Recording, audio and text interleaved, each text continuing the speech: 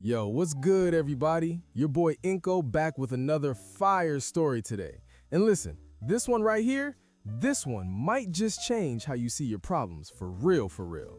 It's a story about a prince, a big stone, and a life lesson that has the power to transform your entire life, just like it transformed his. So get comfortable, turn up the volume, and let me take you on this journey. Trust me, you're gonna learn something today that you'll remember for the rest of your life. Let's get into it. The Comfortable Prince. Once upon a time, in a peaceful kingdom far away, there lived a young prince. His name was Prince Ver. Now this kingdom, beautiful place, fam. Rolling green hills, crystal clear rivers, markets full of fresh food, happy people everywhere. It was the kind of place everyone dreams about living in. And Prince Ver, he had everything. Nice clothes, comfortable bed, good food every day, servants waiting on him hand and foot. He was living the dream life that most people can only imagine. But here's the thing, and this is important. Prince Ver had one major flaw, one big problem that worried everyone around him. He avoided hard work at all costs. I'm talking completely avoided any kind of struggle, any kind of difficulty, any kind of challenge. If something was hard, Prince Ver wanted nothing to do with it. He absolutely loved his comfort. I mean, he was obsessed with being comfortable. When the sun was hot outside, he'd stay cooped up in his room with the curtains closed, lying on his soft bed. If it rained, oh man, he'd just sleep a little longer. Why wake up early when it's raining, he'd say. I'll just stay in bed where it's warm and dry. Whenever he faced any kind of difficulty, any problem, any challenge, any obstacle, he'd simply wave his hand and say, "Why should I bother? Someone else will take care of it. That's what servants are for, right?" If there was a problem in the kingdom, he'd say, "Let the advisors handle it." If someone needed help, he'd say, "Call the guards, they'll fix it." If there was work to be done, he'd say, "That's not my job." Everything was always someone else's responsibility, never his. And the worst part? Prince Ver didn't even see this as a problem. He thought he was being smart. He thought, why should I struggle when I don't have to? Why should I work hard when other people can do it for me? But there was one person who did see it as a problem. One person who was deeply worried about this. His father, the king.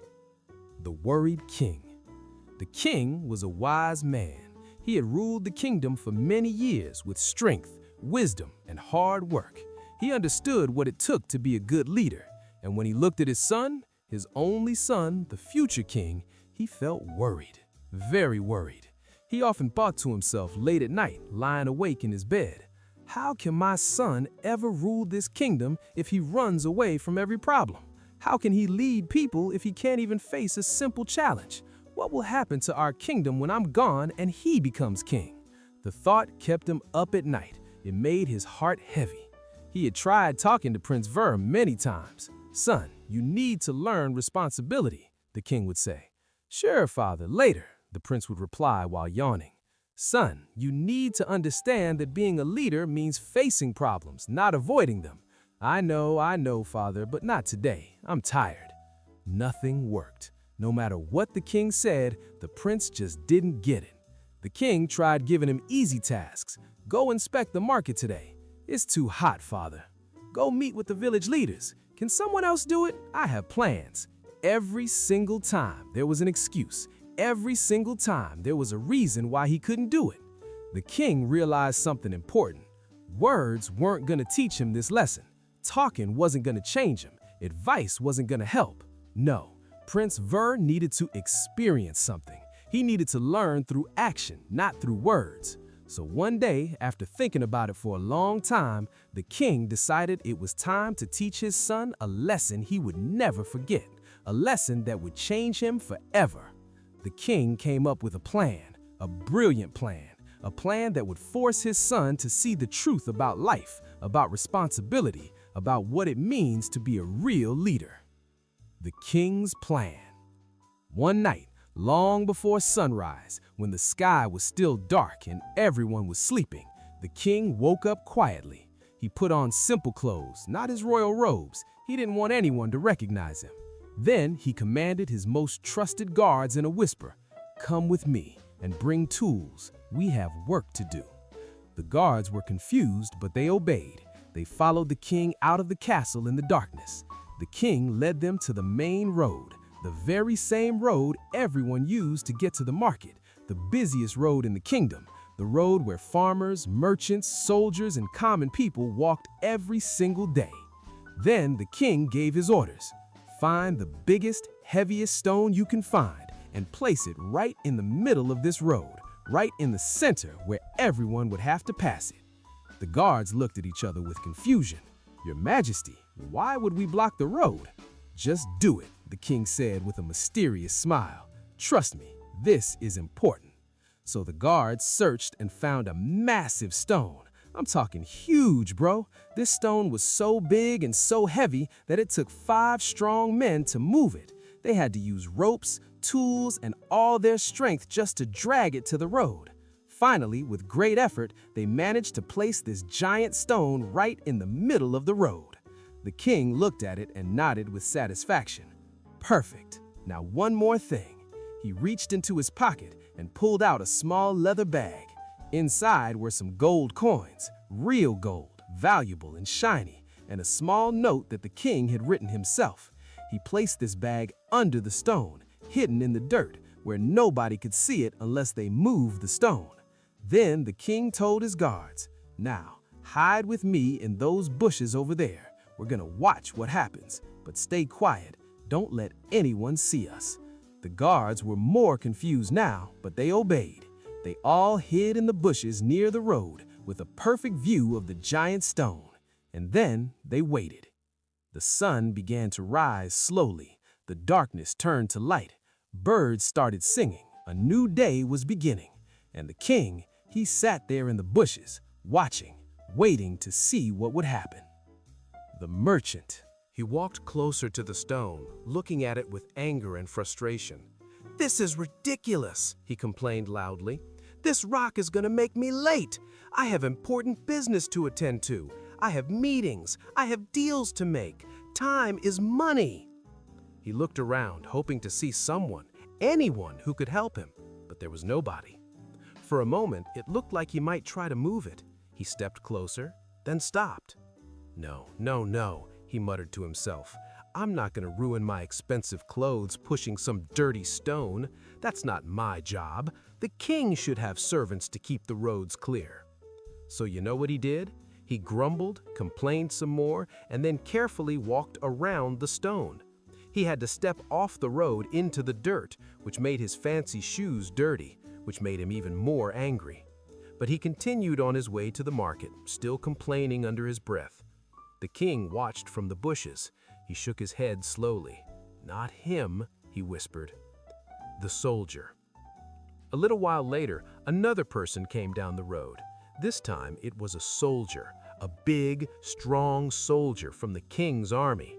This guy had muscles, bro. He was tall, tough-looking, and carried a sword at his side.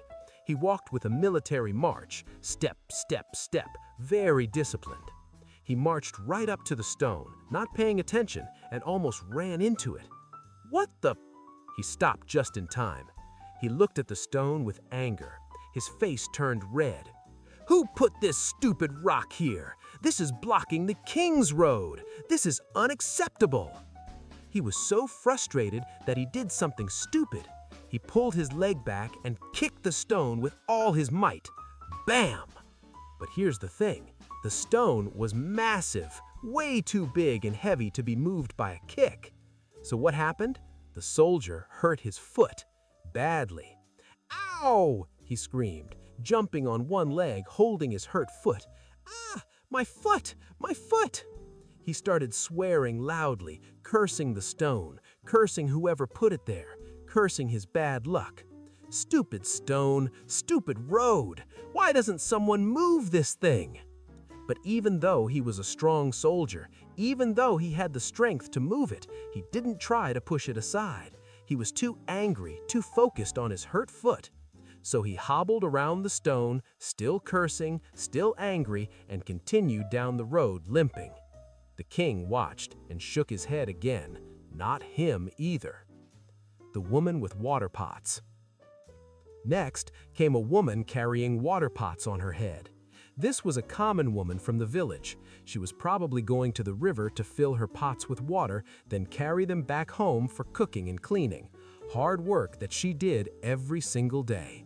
She walked carefully, balancing the heavy pots on her head, taking slow, steady steps. But then she saw the giant stone blocking her path. She stopped. She sighed deeply, a tired, frustrated sigh. "Oh no," she said to herself. "Not this, not today."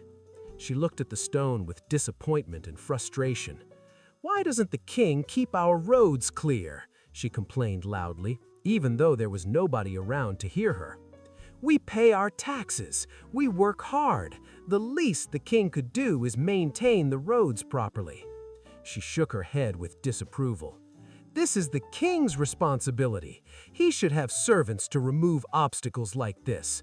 What are we paying taxes for if the roads aren't even kept clear?" She stood there for a moment, looking at the stone like it was the worst thing in the world. But did she try to move it? Nope, not even for a second did she consider it. Instead, she carefully walked around it, balancing her water pots, being extra careful not to drop them. As she walked away, she continued complaining. "Typical, just typical. Nobody cares about us common people. The king probably doesn't even know this stone is here." Little did she know, the king was watching her from just a few feet away, hidden in the bushes. The king felt a bit sad hearing her blame him, but he understood. He didn't blame her for complaining, he just wished she would have acted instead of just complaining. More people passed by. Hours went by. The sun rose higher in the sky. It got warmer. More and more people came down the road. A baker came by carrying fresh bread to the market. He saw the stone and said, "What a nuisance," then walked around it. A group of children came running down the road, playing and laughing. They saw the stone and thought it was fun. They climbed on it, played around it, then ran off, but they didn't move it. An elderly couple came by slowly, leaning on walking sticks. They saw the stone and it made their journey even harder. They had to carefully walk around it, which was difficult for their old legs.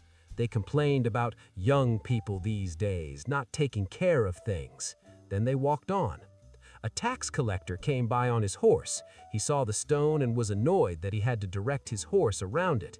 He said, "Somebody should do something about this." Then he rode away.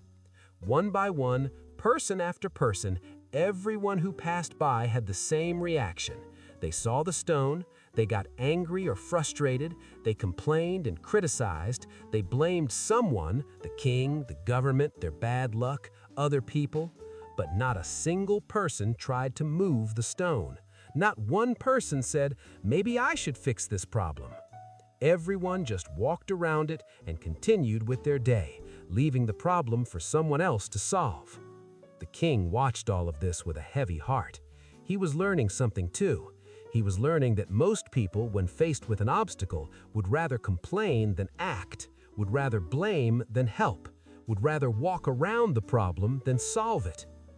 "Is this the kind of people my son will rule?" the king thought. "People who avoid problems instead of solving them? If that's true, then my son fits in right with them, and that needs to change." The sun was now high in the sky. It was getting close to noon. The king had been sitting in those bushes for hours, waiting and watching. His guards were getting tired and restless. One guard whispered, "Your Majesty, should we give up? It seems nobody will—" "Wait," the king interrupted, raising his hand. "Look, someone else is coming." The poor farmer. Coming down the road was a poor farmer. You could tell he was poor just by looking at him. His clothes were old and patched, his shoes had holes in them, his face showed the hard work of many years under the sun. On his back, he carried a heavy basket of vegetables, tomatoes, carrots, potatoes, lettuce, that he had grown in his small garden.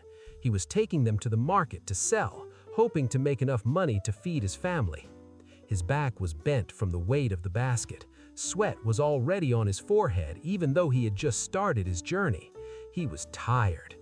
When he came around the bend in the road and saw the giant stone blocking his path, he stopped. He put his hands on his hips and stared at the stone. For a long moment he said nothing. He just looked at it, thinking. The king leaned forward in the bushes, watching carefully. What will this man do? He wondered. The farmer was tired.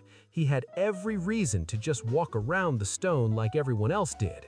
He had his own problems, his own struggles. Why should he deal with this stone? Why should he take responsibility for a problem he didn't create? But then, in a low voice, the farmer said something to himself, something that changed everything. If I don't move this, someone else might get hurt. Did you hear that? Let me say it again because it's important. If I don't move this, someone else might get hurt. He wasn't thinking about himself. He wasn't thinking about whose responsibility it was. He wasn't thinking about whether it was fair or not. He was thinking about other people, about the next person who would come down this road, about the elderly couple who might trip on it, about the children who might hurt themselves playing on it. So right there, right then, this poor, tired farmer made a decision. He carefully took the heavy basket off his back and set it down on the side of the road. He took a deep breath, he rolled up his sleeves, and he walked up to that massive stone. The struggle.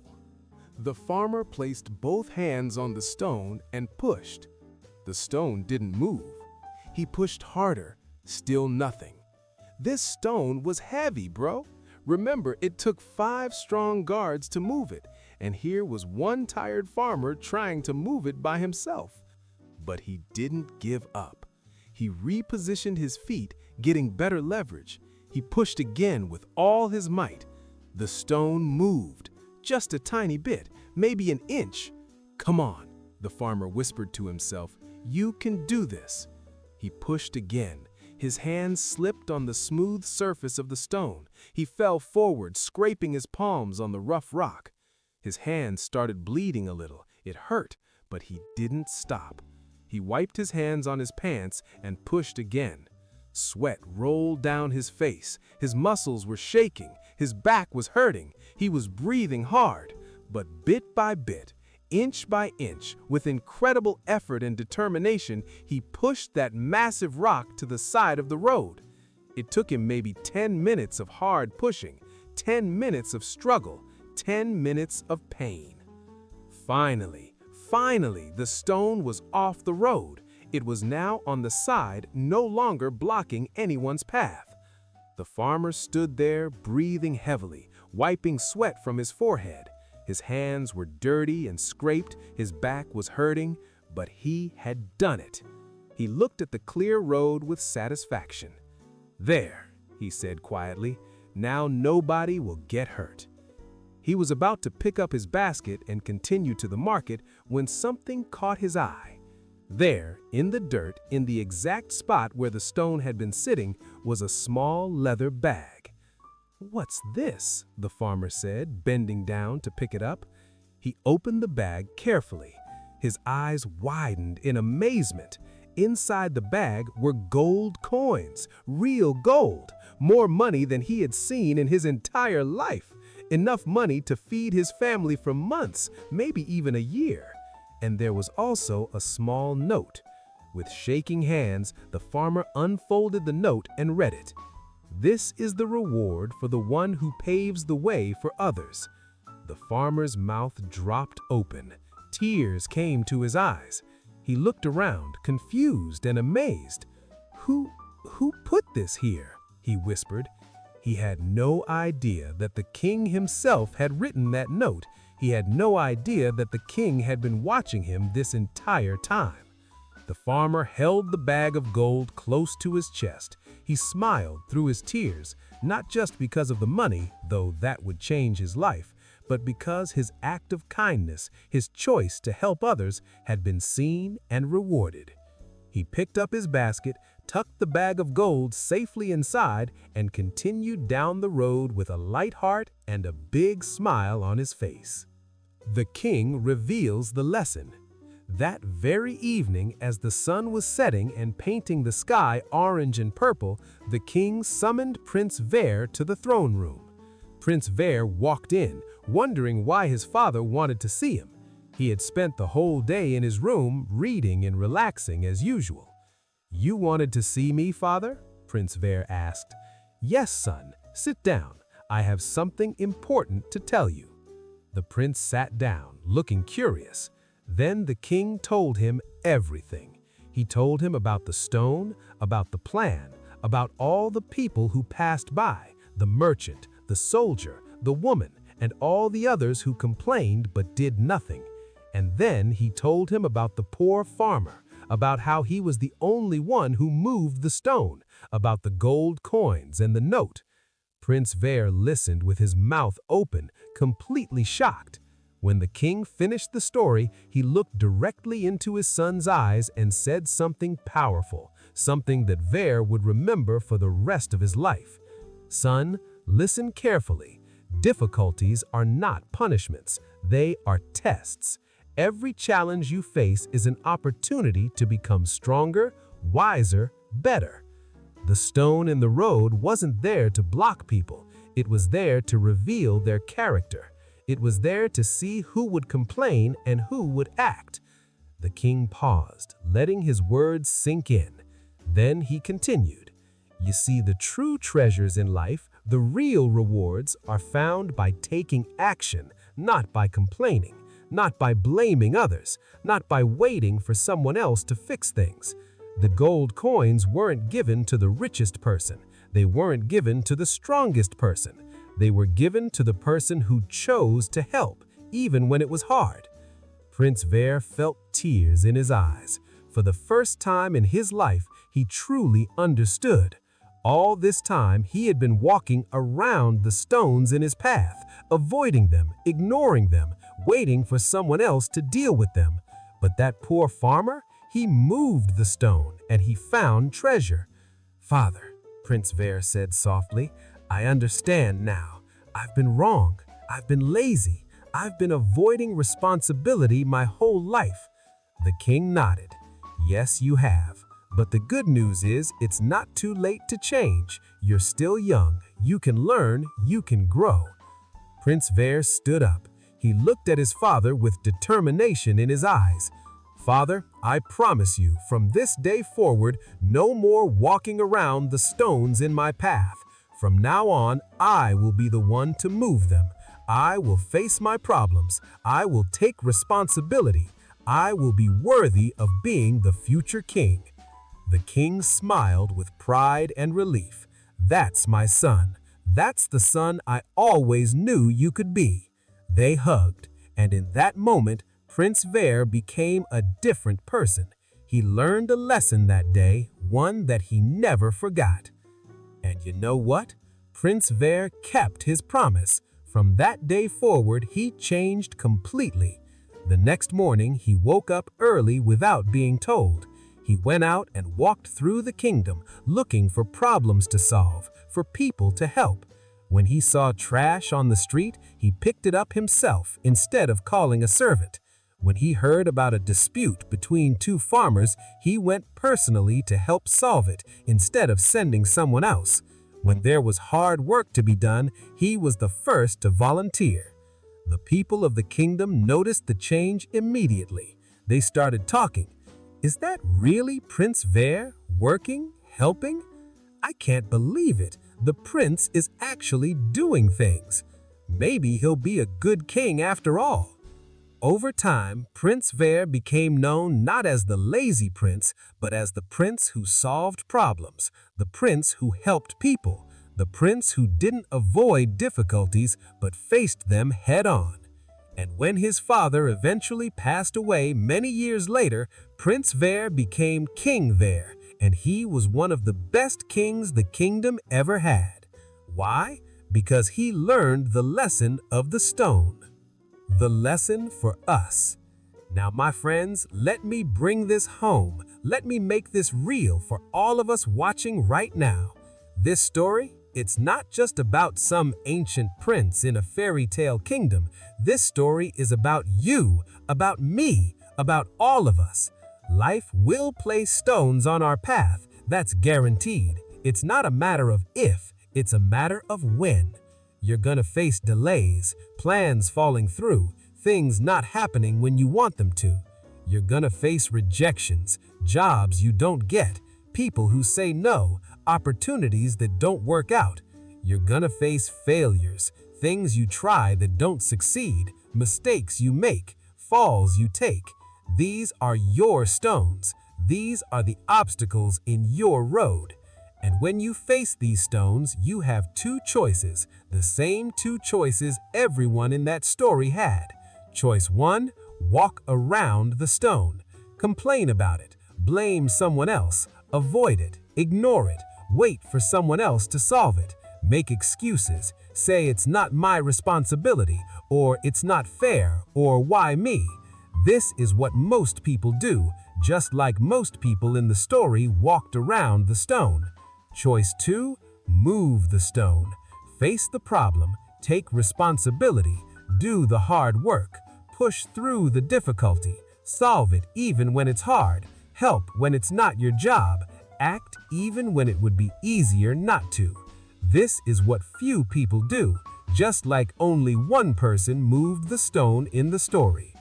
But here's the truth, and listen carefully to this. Behind every single problem lies a hidden gift, an opportunity, a treasure. The farmer didn't know there was gold under that stone. He moved it because it was the right thing to do. He moved it to help others. But because he took action, because he faced the difficulty, he found the treasure. It's the same in your life. When you face your problems instead of avoiding them, you grow stronger. When you push through difficulties instead of giving up, you discover abilities you didn't know you had. When you take responsibility instead of blaming others, you gain respect and confidence. The treasure is not always money or gold. Sometimes the treasure is the strength you develop from struggling, the character you build from doing the right thing, the respect you earn from others, the pride you feel in yourself, the opportunities that come from being someone who solves problems. Don't complain, don't stop, just move the stone. The fastest way, the only way to get through a problem is to face it head on, not to avoid it, not to go around it, but to go through it. And those who are brave enough to act, those who are willing to get their hands dirty, those who push the stone even when they're tired, they are always the ones who find the gold. Always. Final words. Let me ask you something right now. Think about your own life. What's your stone? What's the big obstacle in your road right now? Maybe it's a difficult class at school that you've been avoiding. Maybe it's a conversation you need to have but keep putting off. Maybe it's a skill you need to learn but it seems too hard. Maybe it's a habit you need to break but it's easier to keep doing it. Maybe it's a goal you want to achieve but you're scared to start. Whatever it is, that's your stone. And I'm going to ask you straight up, are you going to walk around it or are you going to move it? Are you going to be like the merchant, the soldier, and all the other people who complained and did nothing? Or are you going to be like the farmer who pushed through the difficulty and found the treasure? The choice is yours, my friend. Nobody can make it for you. But I'll tell you this, the treasure is always on the other side of the stone. Always. You just got to be willing to push. All right, fam, I hope this story helps you see your own challenges in a new light. I hope it gives you the courage to face your stones instead of walking around them. Remember, difficulties are not punishments. They are tests. They are opportunities to prove what you're made of. Don't be the person who complains. Be the person who acts. Don't be the person who blames. Be the person who solves. Don't be the person who avoids. Be the person who faces. If this story resonated with you, if it touched your heart, if it made you think, do me a favor. Hit that like button right now. Smash it. Leave a comment telling me what your stone is. What's the challenge you're facing right now? Share it. Let's support each other. And subscribe to Inco English channel for more stories like this. Stories that teach, inspire, and transform. Share this video with someone who needs to hear it. Maybe you know someone who's avoiding their problems right now. Send it to them. Help them find the courage to push their stone. Until next time, my friends, remember, life will give you stones. Don't walk around them, move them. The gold is waiting on the other side. This is your boy Inko signing off. Stay strong, face your challenges, and push those stones. Peace.